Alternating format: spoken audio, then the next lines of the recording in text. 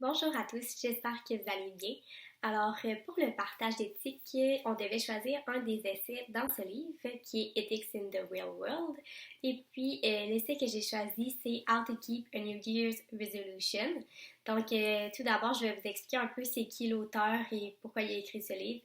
Puis, par la suite, je vais vous parler de ce qu'il y a écrit par rapport à cet essai.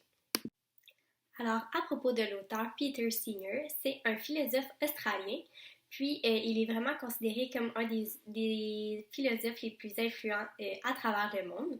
Il a contribué, pour ne nommer que quelques sujets, au droit sur les animaux, au développement de la bioéthique, ainsi qu'au droit à l'avortement. Puis, dans le livre qu'il a écrit, il a écrit 82 essais et il met de l'avant sa façon de penser qui est souvent vue comme étant controversée sur différents problèmes de la société. Alors, l'essai que j'ai choisi, c'est How to Keep a New Year's Resolution parce que je trouvais vraiment pertinent avec la fin de l'année qui arrive. Souvent, on va vouloir commencer l'année du bon pied, on va prendre des résolutions pour avoir de meilleures habitudes de vie dans notre quotidien. Puis souvent, ça va durer quelques jours, quelques semaines, quelques mois, mais c'est rare que ça va perdurer tout au long de l'année. Donc, je trouvais ça intéressant de choisir cet essai-là. Puis l'auteur, il débute en disant que selon plusieurs études, moins de la moitié des gens qui vont prendre une résolution au début de l'année vont la tenir pendant au moins un mois.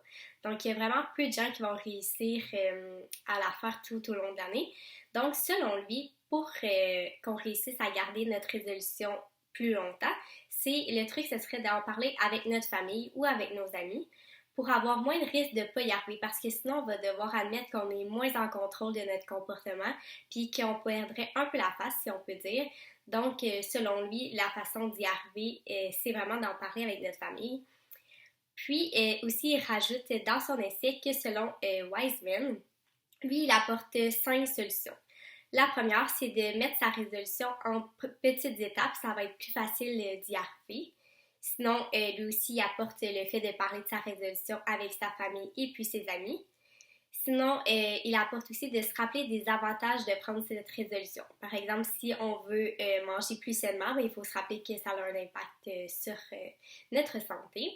La quatrième, c'est de se récompenser chaque fois que l'on atteint une des étapes de sa résolution. Puis, il finit en disant de vraiment regarder sa progression vers cette résolution, par exemple, dans un journal. Pour finir son essai, Peter Singer il rajoute que les résolutions ils s'appliquent aussi à l'éthique dans notre société. Puis, si on fait tout un peu ces étapes-là pour avoir des résolutions en tant que société, peut-être que ça irait mieux dans un cas. Alors, merci de m'avoir écouté. Puis, j'ai vraiment trouvé ça intéressant de faire cet exercice-là, de voir différents essais. Ça m'a vraiment fait réfléchir tout au long de la session. Merci.